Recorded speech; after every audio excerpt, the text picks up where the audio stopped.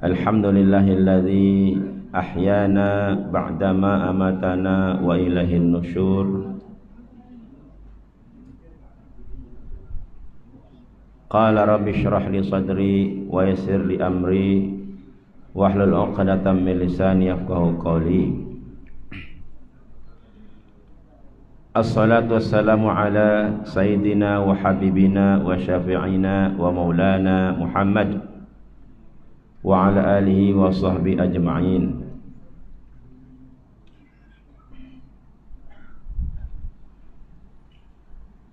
Yarfa'illahu alladhina amanu minkum walladhina utul ilma darajat.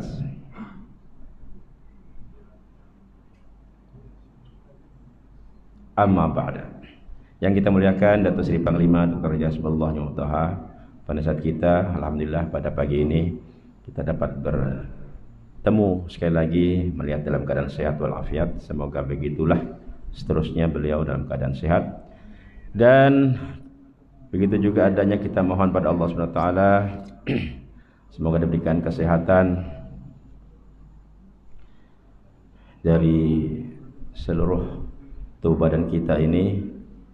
Semoga Allah telah membangunkan kita pada hari ini dengan keafiatan. Sebelum itu dimaklumkan hari ini sebenarnya Ustaz Muhammad Nasir Usman kan. Namun ya saya pun tak ada maklumat, tetapi yang kita dengar beberapa hari minggu lepas ataupun sebelum itu bahwa beliau sakit kan, musibah, dirawat di hospital, papar jangkitan pada sebelah kaki. Ya, mengikut makluman daripada saudara Najib lah itu hari. Tapi setakat ini perkembangan kita belum tahu ya. Jadi marilah kita sama-sama doakan ya untuk kesembuhan, keselamatan Ustaz kita, Ustaz Muhammad Nasir Usman, yang kita sudah tahu cara penyampaian kuliahnya kan. Itu semoga dapat bersama-sama kita lagi walaupun ya sakit ini macam agak serius kan. Kita doakan, kita bantu doa semoga beliau sehat. Amin ya rabbal alamin.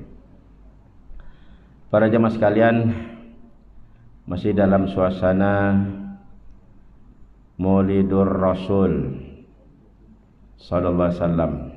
Kalau di tempat kita itu Maulidur Rasul jarang mengikutinya dengan nama Nabi Muhammad sallallahu alaihi wasallam ya. Kalau di Indonesia disebut Maulud Nabi Muhammad ya. Maulud Nabi Muhammad. Banyakkan orang buat banner di sini Maulidur Rasul semata-mata ya, tapi Muhammadnya tidak ditulis. Termasuklah pihak madrasah itu hari saya ada bukan dikomplain lah, disoal kenapa tidak ada nama Nabi Muhammad. Memang begitu. Di sini Maulidur Rasul itu maknanya Nabi Muhammad itu kan. Tapi memang cantik kalau ditulis lengkap. Ya, Maulidur Rasul Muhammad sallallahu alaihi wasallam. Di sini menggunakan Ar-Rasul. Kalau di Indonesia Nabi, ya, Maulud Nabi, bukan Maulud Rasul. Nah, itu istilah. Tapi istilah ini pun kalau tidak biasa kadang-kadang menjadi keliru ya. Kalau kita pergi sana kita menyebut Maulidur Rasul, orang tidak cepat faham itu ya. Tapi kalau Maulud Nabi terus ya karena sudah biasa. Sebaliknya kalau orang sana pergi sini menyebut Maulud Nabi pun kita kurang faham ya, kurang cepat ya memahaminya. Tapi kalau Maulidur Rasul itu cepat. Inilah perbezaan bahasa yang kita perlu kenali, kita biasakan sehingga istilahnya tak kenal maka tak cinta kan, dengan mengenali sesama suku kaum ataupun negara yang berbeza-beza. Baiklah para jamaah sekalian, semoga pada hari ini ataupun semalam kita ditidurkan oleh Allah. Alhamdulillah kita ditidurkan bukan di hospital lah. Kalau ditidurkan di hospital itu memang harap-harap cemas itu. Boleh bangun ke tidak, boleh sedar ke tidak. Ada banyak cerita lah ya. Macam sekarang pun ada di Tawau itu seorang guru kafah, penyelia kafah. dia agak teruk, koma, lalu sedar, minta kertas, tulis nama, mau panggil Umi dia karena tidak boleh bercakap, macam satu isyarat. Sudah itu koma lagi, sedar lagi, lalu ditidurkan. Dengan dokter kata mungkin dibagi tempo 2 minggu lah. Kalau ndak sadar akan dicabut. Tapi dia sadar pula. Nampak gambarnya sekarang oke sudah. Begitu ya, ditidurkan. Ada yang ditidurkan terus tidur, ada yang ditidurkan terus ataupun bangun semula. Tapi yang kesiannya yang ditawa itu bapaknya pula. Bapaknya mengalami serangan jantung lah sebab sayang dengan anak nih kan. Nah, bapaknya begitu juga ya. Koma, sedar dari koma, sekarang ini dalam keadaan berganti nih, anaknya sedar, bapaknya pula yang belum sedar. Masa itu bapaknya sedar, anaknya pula yang tidak sedar ya. Para jamaah sekalian, maka mudah-mudahan kita semalam yalah Allah yang tidurkan ya, bukan karena kita perlukan oksigen dimasukkan ke dalam paru-paru kan, yang ditidurkan di hospital. Dan semoga kita juga semalam dikurniakan Allah mimpi yang baik ya, mimpi yang indah ya. Mungkin beda dengan saya semalam ya, saya ini pandai cakap saja, rupanya saya sendiri pun susah amalkan, tidurnya kurang cantik. Akhirnya mimpinya pun ya, diganggu oleh setan ya. Jadi mudah-mudahan para hadirin sekalian ambil iktibar lah. Mimpi yang baik itu sebelum kita tidur antaranya itulah kita jangan lupa baca doa. Dan betul itu yang Ustaz Harun sampaikan, kalau kita baca bismillah 21 kali, alhamdulillah ya, tidur kita nyenyak, pulas ya, tidak diganggu, mimpi pun yang oke ya. Pernah juga lah lamalah bermimpi membaca Quran, itu cantik ya. Kalau mimpi baca Quran, aduh ya, walaupun seayat 2 ayat ya, itu isyarat Allah redho. Allah redho dengan amalan kita. Mungkin ketika kita mengaji ya, ketika menjadi imam, ataupun ketika kita mendengar bacaan Quran ya. Kadang di restoran tuh kan, terutama restoran India lah, dipasang sana TV tuh kan, long TV ke apa itu yang bacaan Quran itu, surah Al-Waqiah, Ar-Rahman. Itu tanpa kita niat, kita sambil makan sambil memperhatikan. Ketika itu kan Allah Maha mengetahui, Allah Maha melihat, meneliti. Kalau kita fokus kepada bacaan itu sambil makan lah kan, sambil makan. Nah, itu mungkin ada akhirnya tanda-tanda redha. Tapi kebanyakan baca Quran itu di restoran, kita pun tidak peduli, kita rancak saja bercerita dengan kawan kita, ataupun kita nikmati saja roti canai itu. Nauzubillah kalau kita pun akhirnya menganggap gangguan pula, ini mengaji saja, ini contoh lah kan. Itu kita dikhawatirilah ya. Walaupun ada juga yang adalah pendapat sebaiknya bacaan Quran itu tidak perlu dimainkan di restoran. Ada pendapat begitulah ya. Sebab tuntutannya perlu diperhatikan. Jadi kalau ada pelanggan tidak memperhatikan, siapa yang salah kan? Orang bilanglah pemilik restoran ataupun pelanggan. Itu masing-masing punya pandangan lah. Baik, pada pagi ini karena jangan kita anggap ini adalah kuliah keterpaksaan ya. Jangan sekali-kali ada kata-kata begitu. Keterpaksaan karena pengkuliahnya Anda hadir, karena teh tariknya sedang dibuat. Jadi ada kaitan begitu ya. Kita boleh kata setiap subuh Sabtu Ahad ini peluang untuk kita sebelum kita menikmati teh tarik, kita tarik dulu minda kita, hati kita ya, kepada apa? Pada zikrullah. Zikrullah ini, kuliah ini salah satu zikrullah. Betul lah, minta maaf lah kalau saya katakan kalau kuliah subuh ini kosong, yang berlaku apa? Jamaah kebanyakan tidak dapat berzikir sendiri. Walaupun boleh berzikir sendiri dengan tasbih ya. Tasbih banyak di sana. Tapi kebanyakan kalau sudah tidak ada programnya, akhirnya bercerita di mana-mana corner di masjid ini, ataupun jom Taman Jambu, kan begitu ya. Jadi bukan itu pun perkara yang salah, cuma lebih baik. Ini waktu namanya bukrotan. Dalam Al-Quran banyak disebut bukrotan. Bukrota wa asila, ya. Bukrotan itu pagi, awal pagi, waktu fajar, bukroh. Inilah bukroh. Sebelum matahari terbit dipanggil bukroh. Manakala petang itu asila, ya. Dalam Al-Quran banyak sekali. Ini bukan hadis. Allah sendiri memfirmankan supaya kita umat Islam ini setiap bukroh dan setiap asil itu bertasbih, berzikir, mengingat Allah, ya. Jadi inilah kita tunaikan, kita patuhi arahan Allah untuk kita berzikir. Sebetulnya bukan Sabtu Ahad saja, setiap hari, ya. Namun oleh karena alasan ada kerja kan, nah, jadi kita tidak sempat amalkan. Mudah-mudahan saya berangan-angan, tidak tahulah tahun berapa, kalau boleh masjid ini setiap hari ada kuliah subuh, sehingga syuruk lah, kan syuruk itu sekarang 65 menit, tidak lama itu, 65 menit habis. Setiap hari ada kuliah subuh. Kalau mampu setiap hari juga ada teh tarik, kalau mampulah. Kalau tidak pun tidak apa, sebab kuliah subuh yang penting, maksudnya zikir itu, zikrullah itu pada setiap subuh. Ataupun diganti lain, tidak semestinya ceramah. Mungkin ceramah ini kadang-kadang ada berbagai pro dan kontranya lah. Mungkin dengan majelis zikir yang menyebut lafaz-lafaz Allah itu dengan beramai-ramai. Ini ada satu nasihat dari Ustaz Anwar Ali waktu dia ceramah di sekolah agama itu, kalau boleh setiap institusi pendidikan diajar juga wirid-wirid, ya. Seperti maksurat itu kan, maksurat, ya.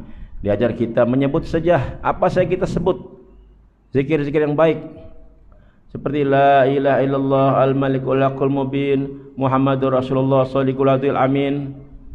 Sebutkan sebanyak mungkin, ya.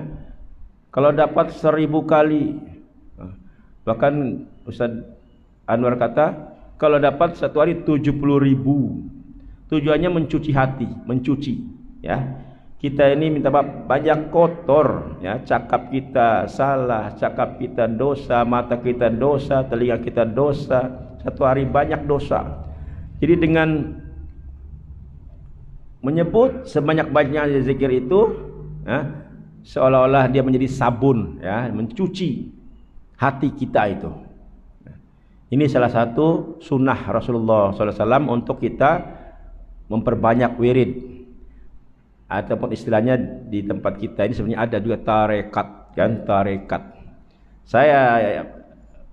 Mungkin saya percaya ada beberapa jamaah secara individu lah mengambil tarekat.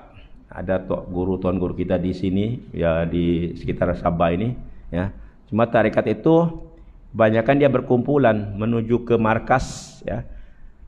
Kalau boleh amalkan tarekat di masjid inilah, ya, bersama-sama. Jadi banyak yang kita perlu lengkapi diri kita. Maka untuk kuliah subuh ini sebagai bentuk zikir kepada Allah, kita isikan dengan beberapa ilmu yang ada kaitan dengan sunnah Nabi Muhammad SAW. Di sini yang ingin kita kongsikan adalah beberapa sunnah yang sudah dilupakan oleh umatnya, oleh kita. Sunnah ini saya perhatikan tidaklah susah sebenarnya, tapi justru karena dia ringan, akhirnya kita anggap ringan. Benda yang ringan justru dipandang ringan, akhirnya tidak diamalkan. Padahal daripada yang ringan itu boleh jadi menjadi kunci keberkatan hidup kita, ya. Mari kita sama-sama perhatikan, semoga kita dapat mengubah cara hidup kita yang suka memandang ringan sunnah Rasulullah SAW. Pertamanya sunnah yang sudah dilupakan adalah mendahulukan kaki kanan saat memakai sandal, selipar, kasut, dan kaki kiri saat melepasnya. Nah, ini kita sudah tahu nih teori kanan kiri ini kan. Saya rasa semua tidak perlu difahamkan lagi. Yang kita sudah hafal itu masuk tandas kaki kiri, keluar tandas kaki kanan. Itu yang kita sudah hafal. Tapi satu ini pun senang, ya. Waktu kita pakai selipar, kaki kanan dulu, itu sunnah. Kebanyakan kita tidak pikirkan, mana saya yang boleh masuk, masuklah. Mana kedudukan kaki kita yang lebih dulu. Kalau kaki kita di depan kiri, kananlah yang masuk. Nah, itu alhamdulillah. Tapi sayangnya kalau kaki kanan yang di depan, lalu kaki kiri yang bergerak masuk ke selipar. Ya, ini kita ambil keberkatan. Pakai selipar kanan dahulu, buka selipar atau kasut kiri dahulu.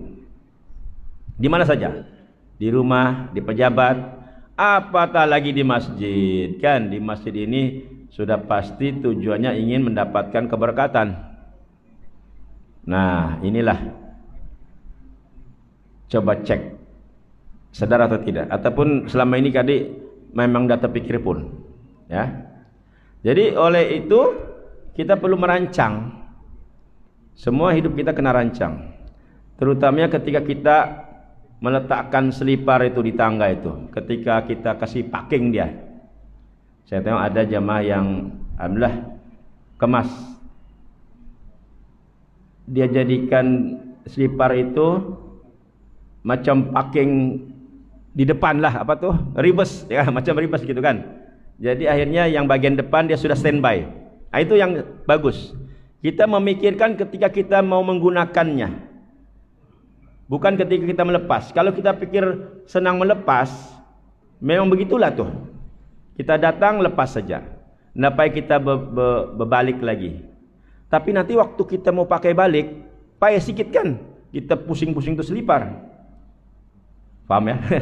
Tapi kalau kita sudah pusing awal-awal, di situ senang untuk kita masuk kaki kanan. Ya, nah, ini satu rancangan yang baik. Kalau kita ingin semuanya ada keberkatan. Walaupun pernahlah suatu masa ada yang mengatur selipar, itulah yang paling baik lagi kan. Itu pahala besar itu. Ada itu kan waktu tarawih. Kadang-kadang itu ada masanya itu. Hamba Allah itu. Nggak tahu budak kah, bapak budak kah, alhamdulillah. Disusunnya selipar bagus-bagus, mengikut posisi yang sesuai untuk kita pakai semula. Itu cantik. Tapi kita tidak dapat bergantung dengan orang itu kan. Jadi bagus kita sendirilah si pemilik selipar itu, si pemakai itu, untuk kita amalkan sunnah. Oke, hadisnya ada di sini, cuma terjemahan saja. Oke, tidak apa kita baca ya. Ini daripada Abu Hurairah, maknanya ini hadis sahih. Kata Nabi yang bermaksud, jika kalian memakai selipar maka dahulukanlah kaki kanan, dan jika melepaskannya maka dahulukanlah kaki kiri. Jika memakainya maka hendaklah memakai keduanya. Jika ingin memakai selipar maka pakailah keduanya, atau tidak memakai keduanya sama sekali. Ini boleh pilihan. Jadi anda ada istilah pakai sebelah itu, ataupun yang kemarin cakap pakai dua tapi dua-duanya kanan. Itu lagi sama juga tuh. Daripada dua-dua kanan atau dua-dua kiri. Tapi yang heran kalau dua-dua kanan siapa yang punya itu kan? Bagaimana ada orang punya itu? Sebab di kedai tidak dijual macam itu kan, sepasang. Jadi dalam Islam cantik. Kalau mau pakai sepasang, kiri dan kanan. Kalau tidak pakai, dua-duanya pun tidak. Ya, jangan pakai sebelah. Islam memperhatikan soal penampilan. Ini ada yang selipar sebelah, ini apa ini? Style baru kah? Contohlah, kan? Tidak. Kalau mau boleh dilepas. Itu istilahnya kaki ayam. Jadi dalam Islam memang dibenarkan berkaki ayam. Dan itu baik untuk kesehatan, kan? Saya difahamkan itu ada satu viral itu kan bukan viral lah, dikongsikan di WhatsApp. Saya amalkan juga sekarang ini, berjoging ya, berjoging. Haji ini laman dan lupa jumpa. Berjoging ya. Ada yang kebanyakan jogging pakai kasut kan? Kasut. Coba amalkan jogging enggak pakai kasut, tapi jangan pijak tuh semen, pijak tuh tanah. Macam di belayasukan tuh ada bagian rumput-rumput. Nah, itu yang rumput-rumput tanah itu. Sebab selain dia bagus untuk refleksi ya, urutan tapak kaki itu, juga ada istilahnya graffiti itu, ya. Apa grounding. Nah, kita menyatu dengan tanah. Kalau semen dia macam tersekat. Apalagi kalau jalan itu tar ataupun getah. Getah itu dia menghalang tanah. Nah, kalau di Tanjung Aru kan pada napak itu macam getah kan. Nah, jadi yang original tanah ataupun tanah biasanya ada rumput. Enggak apalah tuh rumput dengan tanah dia menyatu itu. Nah, itu pijak. Nah, itu baik. Jadi berkaki ayam itu bagus, ya. Ini sesuai juga dengan perintah Nabi sallallahu alaihi wasallam. Insyaallah ini yang pertama supaya kita tidak pandang ringan, ya. Dari rumah kita mulakan pakai selipar itu sebelah kanan, kita lepas sampai di masjid ini sebelah kiri yang lepas dulu, kita naik, lalu kita turun pakai lagi dari sebelah kanan sampai rumah lepas sebelah kiri, kan begitu. Dia kena diatur, ya. Insyaallah kalau kita niat untuk mengikuti sunnah Nabi, maknanya Nabi redha dengan dia, Allah pun redha dengan dia, insyaallah malam-malam mimpi yang baik. Mimpinya mungkin kita pakai selipar emas, masya Allah, kan? Selipar emas, maknanya kita menjadi ahli surga. Wallahu a'lam, ya, boleh jadi kan? Jadi antara keberkatan. Seterusnya yang kedua, sunnah yang sentiasa dilupakan, menjaga wudu dan memelihara wudu. Kalau boleh wudu kita itu 24 jam. Kalau boleh lah, melainkan kalau batal kan, batal mungkin keluar angin, ya itu apa boleh buat. Tapi kalau dapat wudu baliklah, ya 24 jam. Jangan dengan sebab kadang-kadang kita ini kan macam mandi, kita pikir dulu mau pergi mana nih. Kalau pergi masjid, wudu terus di dalam tuh. Tapi kalau mau pergi taman jambu, ndak payahlah wudu, gitu kan. Ada mindset begitu. Kalau pergi ndak pergi masjid, ndak wudu. Tapi kalau masjid dia wudu. Sepatutnya tidak. Asal saja kita keluar rumah, ya, kalau dapat berwudu.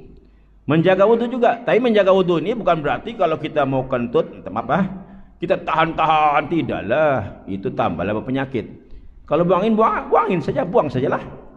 Buang saja. Bermana itu sudah batal.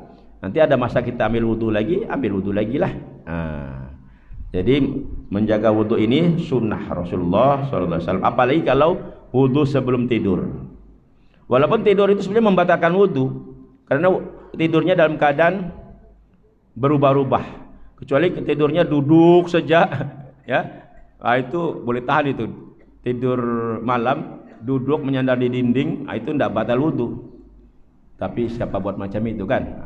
Jadi walaupun wudu itu membatalkan wudu, tapi dia sudah membekali tidurnya dengan wudu. Oke, apa yang disabdakan oleh Rasulullah SAW? Sabda Nabi yang bermaksud, istiqomahlah kalian semua dalam menjalankan perintah Allah, dan kalian tidak akan pernah dapat menghitung pahala yang akan Allah berikan. Ketahuilah bahwa sebaik-baik perbuatan adalah solat, dan tidak ada yang selalu melihara wudunya kecuali seorang mukmin. Ini message-nya. Kalau kita ingin disebut mukmin, bukan ingin disebut mukmin oleh orang lain, maknanya kita riya itu bukan. Tapi kita ingin menunjukkan kita ini mukmin di hadapan Allah, maka kita sentiasalah dalam keadaan wudu. Dan tentunya kalau sudah wudu, apa-apa urusan ada keberkatan. Bayangkan kita jumpa pelanggan berbincang mau ada bisnis, kita wudu, cantik kan? Kita bersilaturahim dengan kawan-kawan di Taman Jembo, makan minum dalam keadaan wudu, cantik kan? Dalam keadaan suci, hadas dan najis, ya. Dan ini semua menunjukkan kita ini istiqomah. Seterusnya, sunnah yang agak dilupakan, tapi sebagian yang ini sebagian jemaah kita alhamdulillah ya, dia komitmen adalah yaitu bersiwak ya, bersiwak. Tapi istilahnya ini kalau bersiwak itu maknanya menggunakan kayu siwak ya. Kalau menggunakan obat modern itu namanya berus gigi saja ya. Walaupun kedua-duanya tidaklah jauh sangat, artinya boleh diamalkan ya. Boleh diamalkan salah satu ataupun kedua-duanya sekali, ataupun pilih yang siwak ini. Kata Nabi SAW yang bermaksud siwak dapat membersihkan mulut dan sarana untuk mendapatkan ridha Allah ya. Jadi bolehlah kita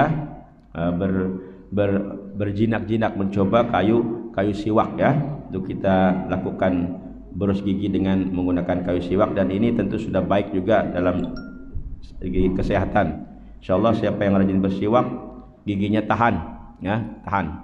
Kadang saya kasihan melihat kawan-kawan masih muda lagi, dah ada sudah gigi dia ya. Atau apalah masalahnya itu, apa dia makan tuh, gigi depan tiada kadang-kadang kan. Ya ini mungkin sudah takdir ya, tapi mesti ada dia punya punca. Tapi insyaallah yang bersiwak dia akan kuat gigi. Rasulullah SAW juga bersabda yang bermaksud, andai kata tidak memberatkan umatku, nescaya aku memerintahkan mereka untuk bersiwak setiap kali hendak sholat. Masya Allah. Jadi sebenarnya ini message-nya ada dua. Rasulullah macam faham saya. Kalau bersiwak dengan kayu sugi ini setiap waktu sholat macam berat, akhirnya tidak diwajibkan. Tapi itu balik kepada kita. Kita rasa berat atau tidak? Kan? Kalau kita rasa berat, oke. Kita tidak amalkan itu, ya. Ataupun amalkan sekali-sekala saja. Tapi kalau kita rasa ringan, boleh, ya. Bersiwak sebelum sholat, karena kita ingin menghadap Allah. Sebenarnya konsepnya lebih kurang juga, karena kita ini manusia, maka kita melakukan sesuatu yang manusiawi. Kita jumpa pembesar, kita banyak pakai minyak wangi, pakai spray yang mahal ya, supaya orang pun hormat dengan kita. Kita berjumpa Allah, pertamanya minyak wangi lah. Minyak wangi itu kita pakai. Kalau boleh minyak wangi yang disukai oleh Rasulullah, yaitu minyak wangi kasturi, al-misku. Pakai itu. Ataupun minyak wangi, adalah orang bilang nabi-nabi yang lain ya. Seperti ini makluman dari Ustaz Muhammad Anwar Ali, guru kita almarhum Syekh Fahmi Zamzam itu menggunakan minyak wangi yang khas, yang rupanya yang dipakai oleh Nabi Khidir alaihissalam. Ya Allah ya Rabbi Karim ya. Ini pun dalam mimpi juga dimaklumkan minyak wanginya sama. Kita tidak tahu Nabi Khidir minyak wangi apa ya. Rupanya itulah ada ya, kita pun tidak tahu apa jenis. Dan rupanya minyak wangi itu betul-betul diiktiraf. Akhirnya digunakan oleh, saya tidak secara detail lah, oleh seorang cucu kepada pemimpin di sini, karena sudah dibeli. Budak kecil 5 tahun guna minyak wangi itu. Dan sunahnya budak kecil, budak besar boleh juga, bapak budak boleh juga, kalau dapat sebelum tidur itu pakai minyak wangi ya. Bukan untuk membuat gairah apa, tidaklah ya, supaya kita wangi. Dan akhirnya betul budak kecil itu bermimpi, dia paginya cerita dengan mama dia, "Ma, aku mimpi masuk surga." Ya Allah, budak kecil masuk surga ya. Jadi kan budak itu tidak menipu. Ditanya, "Jadi kamu jumpa Nabi Muhammad?" "Ada, jumpa Nabi Muhammad." Ini budak-budak, pasal dia menggunakan minyak wangi itu. Kalau tuan-tuan pakai minyak wangi kali berjumpa bidadari lah, itu banyak di dalam surga itu kan. Itulah contoh lah ya. Jadi bukan main-main itu. Maka kita ingin bertemu dengan Allah dalam sholat, kita masih hidup pun kena ada wangi-wangian. Nah, nanti pun akhirnya ketika kita dibungkus dengan kain kafan pun ada wangian juga kan. Adakah Allah perlu kepada wangian? Bukan begitu maksudnya. Allah tidak bergantung kepada apapun, tapi kita sebagai hambanya ingin mencari ridho, mencari kesukaan Allah. Maka Allah suka kepada yang wangi-wangi. Antaranya itulah kayu siwak, karena kayu siwak ini memang khas, dia punya kayu tuh wangi kan. Nah, dia punya kayu tuh. Janganlah kayu-kayu yang lain. Jangan pula kita di sini di Sabah karena musim durian kita ambil kayu durian pula. Digosokkannya ke gigi kita supaya bau durian. Bukan, tidak boleh lah. Itu justru mengganggu, ya, mengganggu kepada orang lain. Oke, seterusnya beberapa lagi nih. Salat sunnah yang dilupakan, salat istikharah. Kita sudah dengar salat istikharah, tapi ramai kita merasa malas, ya. Kalau kita dalam keadaan bingung, paling-paling minta sembahyang hajat dengan jamaah. Kadang-kadang tahulah minta sembahyang hajat, tapi yang minta tuh tidak ada pula. Atau di mana dia? Ya, patutnya join lah bersama-sama kan. Itu lebih berkah. Tapi salat hajat sendiri lagi bagus. Jangan kata ini lebih banyak baik jemaah, orang-orang jemaah ini soleh-soleh, sendiri yang soleh lagi bagus, ya kan? Lebih kurang itulah. Maaflah, bukan salah kenduri apa semua tuh, ya, mendoakan kepada arwah. Tapi yang dijamin oleh Nabi ialah doa anak yang soleh, kan? Maknanya sendiri doa itu yang terbaik. Walaupun amalan itu saya kata tidak salah, maksudnya dia ada konsep lain lah, konsep sedekah, kan? Konsep satu hiburan dan maksudnya menghibur hati, ya. Jadi salat istikharah ini amalkan ketika kita dalam keadaan keliru, ketika kita dalam keadaan ingin memilih suatu beberapa pilihan. Yang inilah sabda Nabi sallallahu alaihi wasallam yang bermaksud Rasulullah sallallahu alaihi wasallam mengajarkan kepada kita tata cara salat istikharah untuk segala urusan. Sebagaimana beliau mengajarkan surat-surat Al-Quran kepada kami, ya. Jadi cara istikharah itu Allah yang ajar. Maka kalau kita tidak ambil, ya, panduan yang Allah berikan, seolah-olah kita ini sombong, ya, macam kita ini tidak memerlukan pertolongan daripada Allah Subhanahu wa Ta'ala. Mudah-mudahan beberapa sunnah ini sebenarnya banyak sekali, ada 20 sebenarnya yang sudah diberikan kajian lah, ya. Tapi mungkin lebih banyak juga daripada ini, ya. Jadi yang 4 ini sebenarnya menjadi ingatan kita. Pertamanya cara kita memakai selipar, ya, yang betul. Keduanya melihara wudu, pun bukan susah kita amalkan. Dan bersiwak, ini pilihan kalau tidak rasa berat, karena Nabi di sini mengatakan kalau tidak memberatkan umatku, maka bersiwaklah dengan kayu sugi, itu kayu siwak setiap sebelum sholat, dan amalkan sholat istikharah, ya. Kalau boleh ketika kita ada hajat yang kita ingin minta daripada Allah, dan biasanya dalam sholat istikharah ini berkaitan dengan mimpi. Kita insyaallah akan diberikan jawaban melalui mimpi daripada Allah Subhanahu wa Ta'ala. Wallahu a'lam bishawab. Semoga menjadi ilmu yang dapat diamalkan oleh kita semuanya. Allahumma amin ya Allah. Bismillahirrahmanirrahim. Alhamdulillah amin, wassalatu wassalamu ala asyrafil anbiya'i wal mursalin Sayyidina Muhammad wa ala alihi wa sahbihi ajma'in. Allahumma inna nas'aluka ilman nafi'a wa rizqan thayyiba wa amalan mutaqabbala wa shifaa'an min kulli da'in wa saqam. Allahumma inna nas'aluka al-'afiyah fid dunya wal akhirah. Allahumma inna na'udzubika minar rihil ahmar wa minad damil aswad wa minad da'il akbar.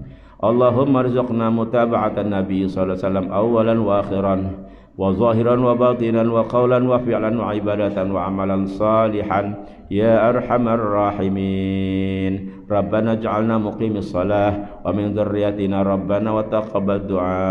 Allahumma nawwir qulubana bi nuri hidayatika kama nawwartal arda bi nuri syamsika abada. Rabbana atina fid dunya hasanah wa fil akhirati hasanatan wa qina adzaban nar. Wa sallallahu alaihi wasallam Muhammad wa ala alihi wa sallam. Walhamdulillahi rabbil alamin. Assalamualaikum warahmatullahi wabarakatuh. Sekali lagi ada pengumuman, hari ini masjid ada program tahsin Quran 2.0 khusus tahsin salat, maaf Quran pula. Tahsin salat 2.0 yang disampaikan oleh Ustaz Harun Tafsir. Tata cara salat berjamaah. Jadi para jamaah dijemput, muslimin dan muslimat, dan juga semua umat Islam lah maklumkan, bermula jam 8. Terima kasih.